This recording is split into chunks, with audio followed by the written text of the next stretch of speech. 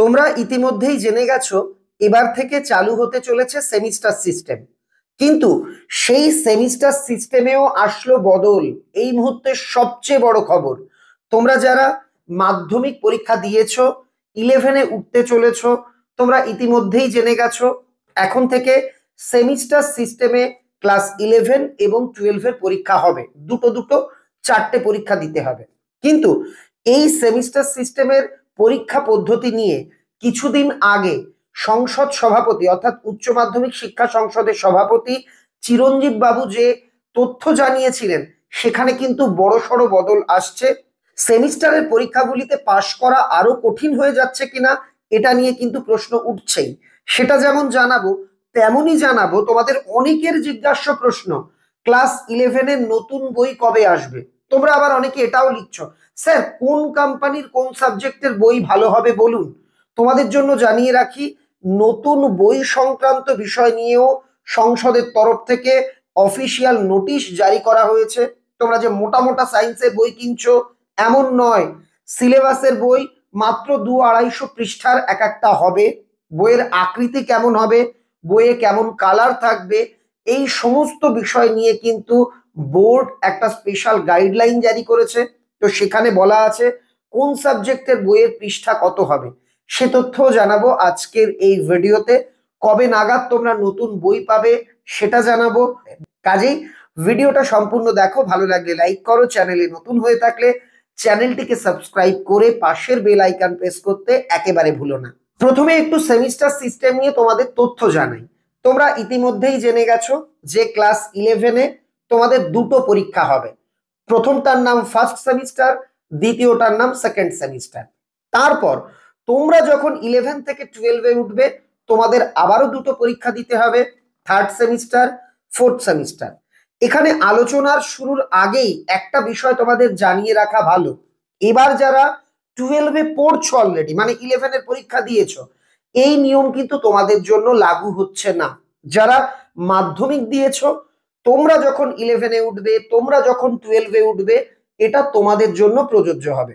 প্রতি সেমিস্টারের প্রথম পরীক্ষা অর্থাৎ 11-এর ফার্স্ট পরীক্ষা এবং 12-এর ফার্স্ট পরীক্ষা, ফার্স্ট সেমিস্টার আর থার্ড সেমিস্টারের এই দুটো পরীক্ষা হবে সম্পূর্ণ এমসিকিউ এর উপর। 35 থেকে 40 নাম্বার এক একটা সাবজেক্টের পরীক্ষা হবে। আর দ্বিতীয় যে পরীক্ষাটা অর্থাৎ ক্লাস 11-এর সেকেন্ড পরীক্ষা আর ক্লাস 12-এর সেকেন্ড পরীক্ষা, মানে সেকেন্ড সেমিস্টার আর ফোর্থ সেমিস্টার, সেখানে বড় প্রশ্ন অন্যান্য প্রশ্ন থাকবে। এটাও হবে 35-40 করে। সংসদ সভাপতি সাংবাদিক সম্মেলনে জানিয়েছিলেন দুটো সেমিস্টার মিলে পাশ করলেই হলো, অর্থাৎ 11-এর ফার্স্ট আর সেকেন্ড সেমিস্টার দুটো সেমিস্টারের নাম্বার যোগ করে 30% নাম্বার অর্থাৎ 30 নাম্বার হলেই তুমি পাশ করে যাবে। কিন্তু সব দিক বিচার করে এই নিয়মকে বাতিল করা হলো। এখন যেটা জানানো হচ্ছে, তোমরা যারা ক্লাস 11-এ উঠবে, প্রতিটা সেমিস্টারের পরীক্ষাতে তোমাদের আলাদাভাবে পাশ করতে হবে। অর্থাৎ ফার্স্ট সেমিস্টার যেটা এমসিকিউ এ হবে, সেখানে একটা পাস নাম্বার থাকবে। আবার তুমি যখন সেকেন্ড সেমিস্টারের পরীক্ষা দেবে, যেখানে বড় প্রশ্ন থাকবে, সেখানেও আলাদাভাবে পাস করতে হবে। এতদিন কি হতো, তুমি 11 পাস করলে 12-এ উঠতে পারতে, এবার কিন্তু পাস করাটা আরেকটু চ্যালেঞ্জিং হবে। 11-এর মধ্যেই দুটো পরীক্ষা, ফার্স্ট সেমিস্টারে যদি পাস না করতে পারো, তোমাকে সেকেন্ড সেমিস্টারে ওঠানো হবে না। ব্যাপারটা আরো সহজ করে একটু বুঝিয়ে বলি।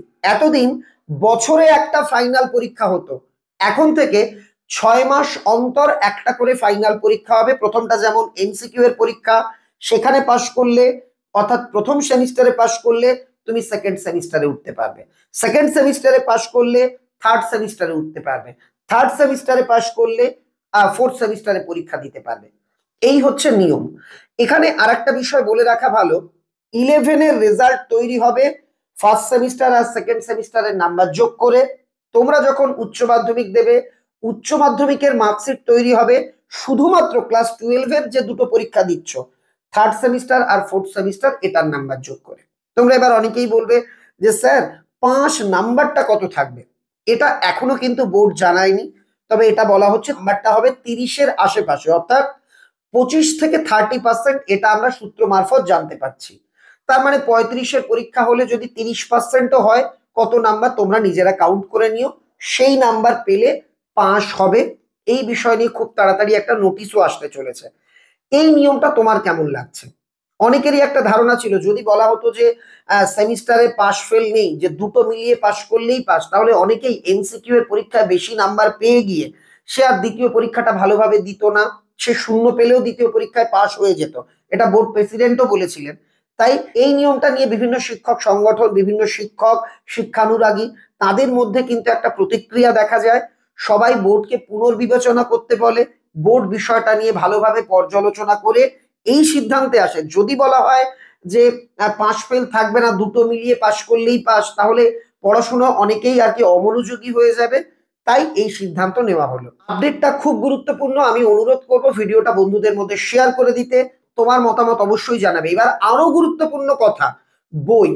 দেখো বন্ধুরা, তোমাদের একটা কথা বলি, তোমরা অনেকেই জানতে চাইছো কোন বই অমুক সাবজেক্টের ভালো হবে। একটা কথা মাথায় এখনই গেঁথে নাও, এ প্রশ্নের উত্তর এই মুহূর্তে কেউ দিতে পারবে না। কেন? ওল্ড সিলেবাসে কাদের কোন বই ভালো ছিল আমরা জানতাম, কিন্তু নিউ সিলেবাসে কোন রাইটার বই বই লিখছেন, কে লিখছেন না, নতুন কোন বই আসছে, আমরা কেউ জানি না। আমরা যতদূর জানতে পারছি, বই লিখে বোর্ডের কাছে অনুমোদনের জন্য পাঠানোর তারিখ হচ্ছে, বোর্ডের তরফ থেকে বলা হচ্ছে এপ্রিলের লাস্ট উইক। ইতিহাস, ভূগোল, political science, physics, chemistry, math, biology, accountancy, costing, tax, সব বিষয়ের বই তোমাদের মে মাসের প্রথম সপ্তাহের মধ্যে প্রকাশিত হবে।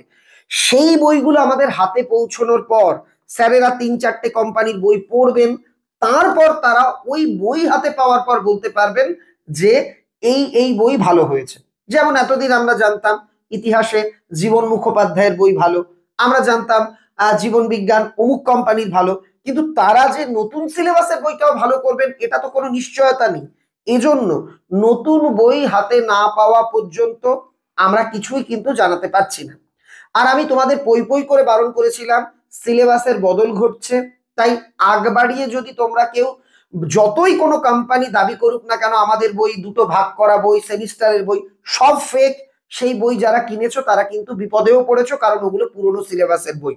বোর্ড কি জানাচ্ছে, 27/3/24 বোর্ড গাইডলাইন দিয়ে জানিয়ে দিয়েছে তোমাদের প্রত্যেকটা সাবজেক্টের টেক্সট বইয়ের মাপ হবে 22x32 ইঞ্চি অথবা 20x30 ইঞ্চি। এই মাপের বই হতে হবে। বই 4 কালার হবে, মানে বই রঙিন হতে হবে, সাদা কালো বা দুটো কালারের বাই কালারের বই হবে না। যেটা বলা হয়েছে 11-এর ক্ষেত্রে ফিজিক্স, কেমিস্ট্রি, বায়োলজি এই বইগুলো 350 পৃষ্ঠার বেশি হবে না। ম্যাথমেটিক্সের বইটা 500 পৃষ্ঠা, জিওগ্রাফি বইটা 250 পৃষ্ঠা, অ্যাকাউন্টেন্সির বইটা 300 পৃষ্ঠা, এবং অন্যান্য সাবজেক্টের বই আর যে সাবজেক্টগুলো আছে 200 পৃষ্ঠার মধ্যেই সীমাবদ্ধ থাকবে। বুঝতে পারছো, বই কিন্তু এই ঢাউস মোটা মোটা বই তোমরা যেগুলো দেখেছো এগুলো নয়, বোর্ডের বই খুব সংক্ষিপ্ত হবে। আর যে তোমাদের জানিয়ে রাখি, টেক্সট বইগুলো মে মাসের প্রথম সপ্তাহে বেরোনোর কিছুদিনের মধ্যেই, 10-15 দিনের মধ্যেই আমরাও 11-এর ছাত্রছাত্রীদের জন্য সম্রাট এক্সক্লুসিভ সাজেশন সিরিজের স্পেশাল সহায়িকা কিন্তু আনতে চলেছি। বইগুলো এই রকমই হবে, দুর্দান্ত হবে। তোমার ফার্স্ট সেমিস্টারের পরীক্ষা প্রস্তুতিকে মজবুত করবার জন্য সম্রাট এক্সক্লুসিভ প্রথম থেকেই সঙ্গে রাখতে হবে। বই প্রকাশের আগে আমি বই দেখিয়ে দেব কেমন হয়েছে, বইয়ের স্পেশাল গুণ কি, বইয়ের স্পেশাল বৈশিষ্ট্য কি, বইটা কেমন, দাম কেমন, সব তোমাদের জানিয়ে দেবো। তুমি যদি মনে করো আমি আপাতত কয়েকদিন প্র্যাকটিসের জন্য দাদা বা দিদিদের কাছ থেকে পুরোনো সিলেবাসের একটা বই কালেক্ট করে প্র্যাকটিস করব, করতেই পারো। তবে আমার অবজেকশন একটা জায়গাতে, যদি কেউ তোমাদের বলে নতুন সিলেবাসের বই এটাই আসল বই, এটা কিনে নাও, সেটা কেনার আগে কিন্তু একটু হলেও ভেবে নিও। এটুকুই রয়েছে আপডেট। অনুরোধ করবো ভিডিওটা ভালো লাগলে লাইক করে দিও, তোমার মতামত জানাতে ভুলো না। আর ভিডিওটা এতক্ষণ দেখবার জন্য তোমাকে অনেক অনেক ধন্যবাদ।